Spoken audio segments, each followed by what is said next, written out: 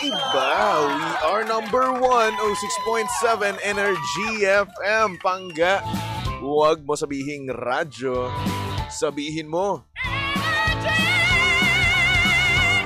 Good morning, Luzon, Visayas at Mindanao, Metro and Mega Manila. Yan at syempre, good morning din naman sa mga pangga natin dyan. Kasalukuyang kumakain na ng breakfast. Hello?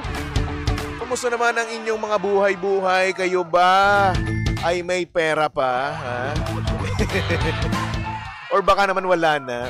Kasi nga naman kahapon, no, may sahod tayo.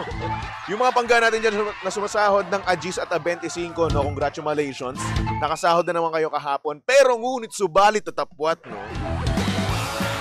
Tila ba parang ubos na kagad ang sahod natin? Ano bang nangyari?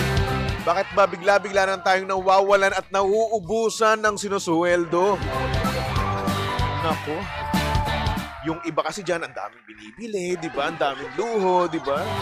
Pero yung iba rin naman dyan, ang dami nilang obligasyon. Sabi nga ng iba, no? With great salary comes great responsibility. So, ibig sabihin, madami tayong responsibilidad na kailangan gampanan, di ba? Kailangang unahin, di ba?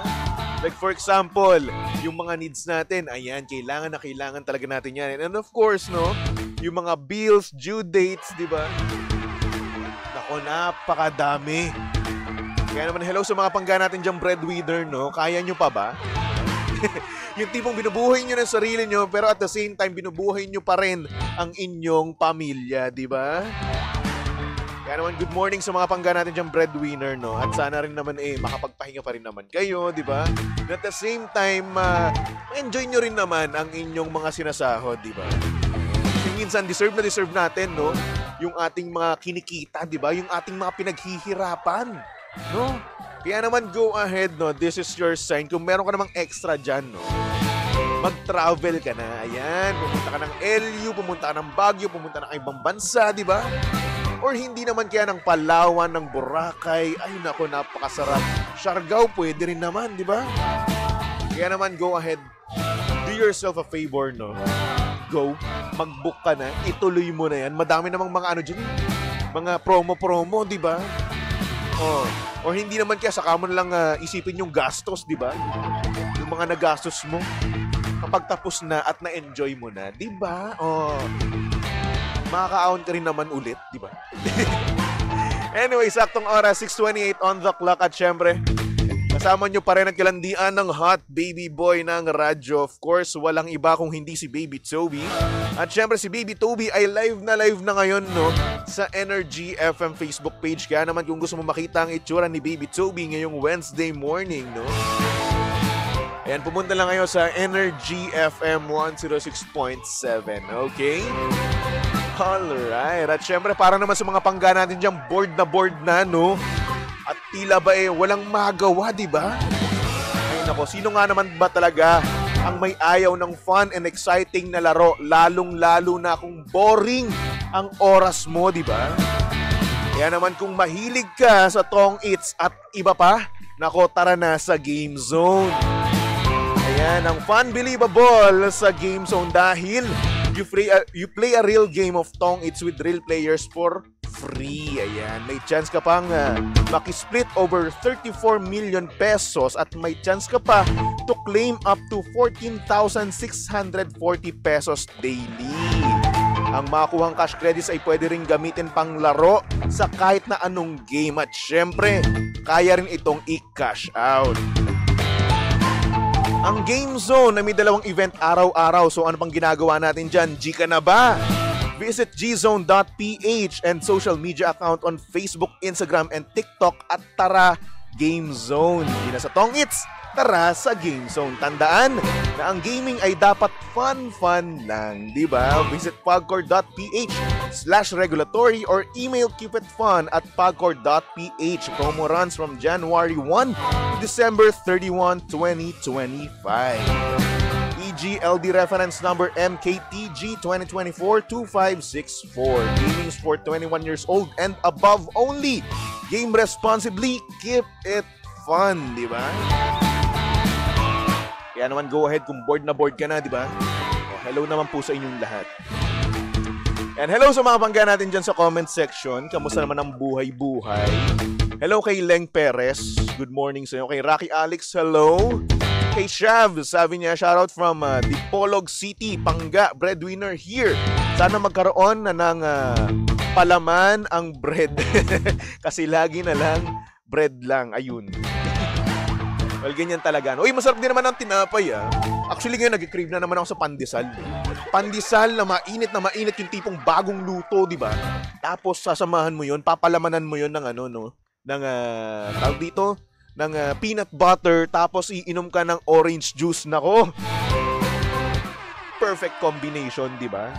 Hello sa mga pangga natin dyan na kumakain ng pandesal at humihigop ng orange juice. O kasi nga naman, acidic sila at ayaw nila ng kape. Ayan. Hello po sa inyong lahat. Hello din kay Mary Ann Carl Ron. Good morning. Kay Alina, good morning. Kay Daniel Tupas, good morning naman sa'yo. Ayan. At hello din kay Porferia Caraos. Sabi niya, good morning baby Toby. Pa-shoutout naman. Hello. Kamusta ang buhay-buhay? At syempre, hello din naman kay Eli. Sabi niya, maganda ako sa umaga, baby Toby. Aba, syempre naman, oo. Diba, yan dapat ang mentality natin, no? Self-confidence at its finest, diba? Yung tipong maganda tayo sa umaga, diba? Mas maganda sa umaga. Yan! Pero nakakatulong yun, Kapag pinapalakas nyo lagi yung loob nyo, no? Nabibuild yung self-confidence nyo, di ba? At kapag may self-confidence kayo, wala kayong pakialam sa mga sinasabi ng iba. Kaya naman, go ahead, Eli, ipagpatuloy mo yan. And hello din kay Liza Manalo. Sabi niya, good morning, baby Tubi. Nagkakape habang nanonood ng live mo. Kumpleto na ang araw. Oh. Nako, maniniwala na ba ako dyan? Hello kay Malanum Stanley. Sabi niya, good morning, baby Toby. Pa-shout out lots. Hello. Hello din naman kay Yoli Ruiz, kay Mami Yoli Ruiz. Sabi niya, good morning, baby Toby. Happy Wednesday. Hello. Kay Ponciano Jr. Sabi niya, good morning, idol. Good morning din sa'yo. Pero huwag mo kaming tawaging idol. Sa kabila yun. Hello, good morning po sa inyong lahat. Pero okay lang yan, Dol. Oh, Dol na lang. Saba, hello sa iyo. Sabi niya, hi there, baby Toby. Good morning there. Good Tuesday afternoon here. Ayan, sa US. Good morning po sa inyong lahat. Kay Ling Bautista, sabi niya, good morning, baby Toby.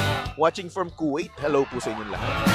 Yung nga pala, makikwento ko lang, mamaya, merong laban yung Miami Heat ko tsaka Golden State Warriors, ang pagbabalik ni Jimmy Butler sa Miami Heat. Ay nako, aabangan ko yan. At sana manalo naman ulit Miami Heat, na-snap na nila yung 10-game or 9-game losing streak, Buti naman nanalo na. Hindi na ako maasa, Masyado lang nasasaktan, Pati ba naman sa NBA, sinasaktan tayo, Sinaktan na nga tayo ng mga mahal natin sa buhay, Yung mga taong pinupuri natin, inaalagaan natin, tapos yung sasaktan lang tayo. Pati ba naman sa NBA? Ay, nako. Wala na. Lahat na manloloko, lahat na nananakit.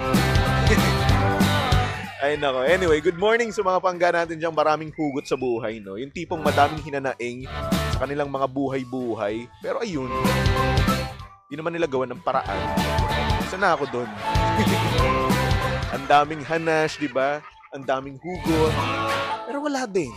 Mapa-love life, trabaho, ang daming hugot. Pero ginagawa pa rin, di ba? Nagpapaksyo nga pa rin. Anyway, and once again, we are live, mga pangga, sa Energy FM Facebook page. And of course, sa Energy FM TikTok page. Ayan, hanapin nyo lang Energy FM 106.7. And hello kay Jen. Sabi niya, wow, sarap, nakakamiss naman pandesal. Yes po, sobra. Si Marikit din, andito rin sa TikTok, Ang galing mo naman. And hello din kay Liberty Alano, kay Don Kikoy, kay Blessy, good morning. Kay Ling Bautista, yan, nabasa ko na pala yan. Sabi ni Blessy, good morning, baby Toby, sigawan mo naman ako. Anong mapapala ako pag sinigawan kita? Blessy! Okay na? Sumakit na lamunan ko doon. Anyway, good morning din sa'yo, Abby Elgado. Hello. 6:36 on the clock. Kaya naman, ipasok na natin mga pangga ang ating sender dito sa TT in the morning. Oh yeah, TT in the morning. Why? Ang aga-aga ha. Tell Toby in the morning.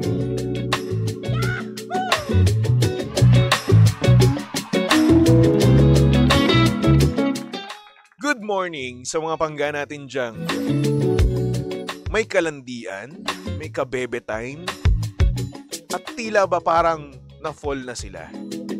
Pero ngunit subalit na tapwat, no?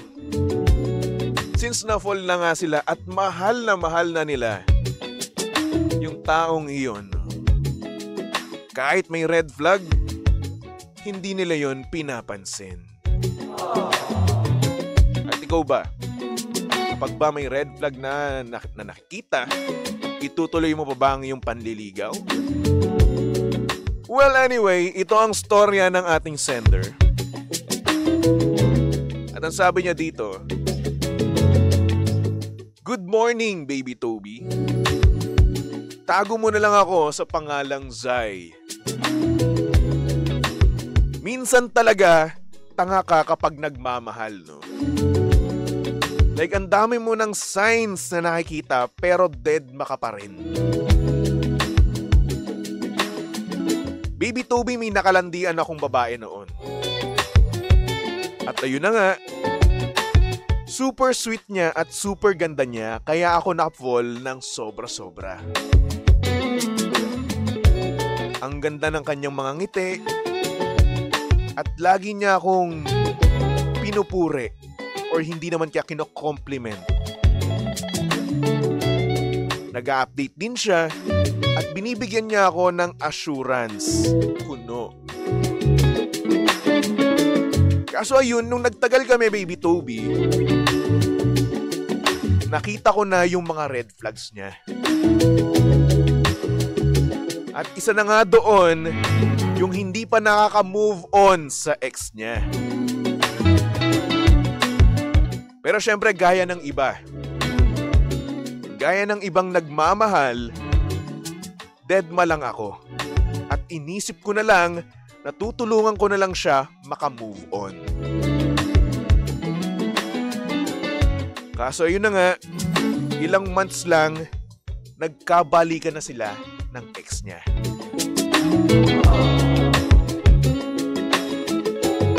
So ngayon, yung binigay kong lahat-lahat, napunta lang sa wala. Yung mga effort ko para sa kanya, yung mga bagay na ginagawa ko na hindi ko ginagawa noon sa iba, nabaliwala lang. At ayun na nga, ngayon, hindi ko alam na siya pala ang sisira sa akin. Yung titibag mismo sa pundasyong binild ko. Kaso wala eh. Siya nga ang lahat ng nagmamahal. Share ko lang naman, baby Toby. Thank you so much.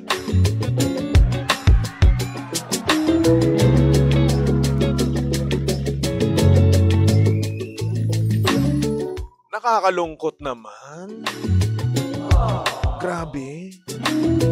Isipin mo, no? Dinedma mo yung red flags niya, 'di ba? Ginawa mo lahat-lahat at tinulungan mo, no? Oo, na maka-move on. 'Di ba? Pinili mong tulungan siya, kaso nga lang ayun. Ikaw pa nadali bandang huli. Yun yung masakit eh, no? Yung gusto mo lang naman na makatulong and at the same time magkaroon ng minamahal, no? Kaso napurnada pa. Oo, ang sakit pa nang nangyari. So paano na ngayon yan? Ano na mangyayari sa iyo niyan, di ba? Ikaw, Pangga, ano masabi mo dito sa ating letter sender? Na kung saan nagmahal siya at dinedma niya lahat ng red flags na nakikita niya. And at the same time, dinedma niya yung fact na yung kalandian niya ay hindi pa nakaka-move on sa ex niya. Diba? So ikaw, anong masasabi mo? Go ahead, no? I-comment po na yan sa ating mga live, no? Sa TikTok, sa FB, no? Go, babasahin natin yan. Sabi dito ni Abby, landi pa more, letter sender. Yan, nasaktan ka lang.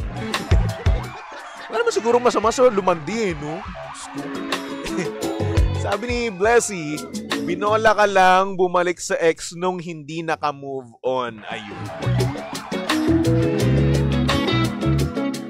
Ay nako, pero alam nyo ito may ibang way, no? Or hindi naman kaya trick, no? Yung mga ibang tao, no? Kapag gusto nilang balikan sila ng ex nila. Oo. And ito, proven and tested to. Ang ginagawa nila, nakikipaglandian kaagad sila sa iba. Oo. Ginagawa nila yun. Para ma-establish nila na, ay eto, okay lang naman ako. Diba? Okay lang naman ako na wala siya. So ayun, ang nangyari, na-manipulate ka ngayon, di ba? Ikaw iisipin mo, no? Ay, okay lang ba siya? Teka, parang hindi ko ata kaya na wala siya. Parang hindi ko ata kaya na matake, no? Na masaya siya sa feeling ng iba. So kaya ngayon, na-manipulate niya yung kanyang ex, no? Para bumalik mismo sa kanya. O, nangyayari yun. Grabe man pakinggan, no? Pero that's the truth, no? Truth. Yes. Happens sometimes. At meron na akong kilalang ganun. O, hindi na lang ako magbabanggit ng ng pangalan. No? Pero ganun yung ginagawa niya. And ito yun, effective nga. Kaya naman hello sa mga pangga natin dyan na ginagawa yung ganong bagay, no, na nakikipaglandian sa iba para bumalik yung ex nila, di ba? Siguro nangyari ganoon din, no, dito sa ating sender, no, na kung saan nakipaglandian, di ba? Nag-entertain ng iba. Pero ayun, mahal na mahal pa rin pala talaga ang kanyang ex, no. Nako, kapag naman kasi kayo hindi pa nakaka-move on sa ex, huwag muna kayo mag-jowa. Huwag muna kayo mapaglandian, no? Yung kakatayan nyo, itikom nyo muna. Diba? Kaya ngayon, ayan na naman, oh. May isang tao na naman na broken-hearted, diba? Yung foundation na binild niya sa sarili niya, diba? Yung yung lakas ng loob. Parang nga naman manligaw ulit kasi syempre lahat naman tayo may kanya-kanyang storya sa love life natin di ba? May kanya-kanya tayong trauma, di ba? May kanya-kanya tayong na-experience na negativity pagdating sa mga nakarelasyon natin. So ayun, yung binuo niyang lakas ng loob, yung binuo niyang foundation, no? At the same time, yung pag-heal niya mismo sa sarili niya, no? Na baliwala lang, no? Nang dahil mismo sa'yo. So, paano na gagawin natin yan? Mag-move on na naman tong sender natin, di ba? Oo, mag-heal na naman siya. Bubuuin niya ulit yung foundation niya sa sarili niya, di ba? Sino nahirapan? Yung kalandiang bago. Kaya ito payong kaibigan lang sa mga pangga natin dyan na merong nililigawan or hindi naman kaya alam nyo na, kalandian ngayon, kabebe time ngayon, di ba? Kasi usong-uso ngayon yan, di ba? Sabihin natin ka situationship, no? O na kung saan walang ligawan na nangyayari, walang kayo, walang label, pero nagsiselos. Pero nag-a-update, di ba? Pero nagbibigay ng assurance, di ba? And at the same time, bumabanat pa sa'yo mismo, papakiligin ka pa. Diba? Video call dito, call doon, di ba? Pero walang kayo. Style nyo, bulok Ang lalandi nyo. Ay nako. Pero yun na nga, no? Para sa ating sender, no? Huwag tayong magpapadala sa mga matatamis na salita. Bakit? Kasi minsan ang nangyayari, no, lalong-lalo na kapag galing to, no, Pangga, sa mga taong kakabreak lang sa kanilang mga ex, di ba? Kasi hindi natin alam, no, kung naka-move on na pala talaga sila o hindi pa. Kasi baka mamaya ginagamit ka lang niya para bumalik yung ex niya. Or hindi naman kaya, no, ginagamit ka lang niya para maka-move on. Tapos kapag naka-move on na siya at nakita na siya ng iba, iiwan ka na niya. So ganoon, in short, wag tayong pasyunga-syunga, ha? Wag tayong magpapadala sa mga sinasabi ng mga tao. Di ba? Kasi baka naman mamaya, no, hindi pala talaga sila nakaka-move on pa at ginagawa ka lang tool para maka-move on, para makaganti. Ganun, or hindi naman kaya para balikan siya ng kanyang ex. Do yourself a favor, no, Pangga? Kung nandyan man kayo, kung hindi kaya makipag-commit sa inyo, no, ng inyong ka-situationship, kalandian, no, kabebe time, no, tigilan nyo na.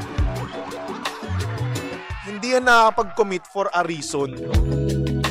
Kasi kapag gusto mo talaga yung isang tao, no, magko-commit ka agad dyan eh. Kung gusto ka niya talaga, di ba?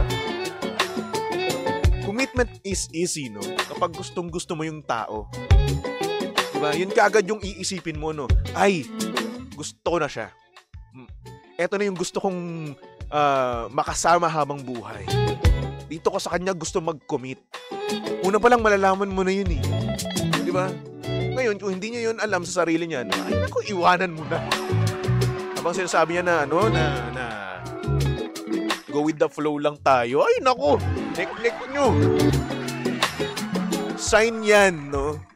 Na hindi niya pa kaya mag-commit, di ba? At ayaw niya pang mag-commit sa'yo. It's either may someone pa, no, na hinihintay siya, or hindi naman kaya may someone siyang hinihintay na bumalik, no? Or baka ginagamit ka lang niya, di ba? Ay nako, anyway, para sa ating sender, no, good luck naman sa'yo, no? No, at sana rin naman maka-move on ka na agad-agad, di ba?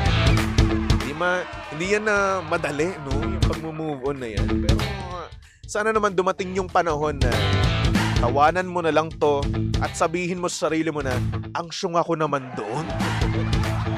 No? Bakit yung ginawa yun sa kanya? Ganda ka? Ganun?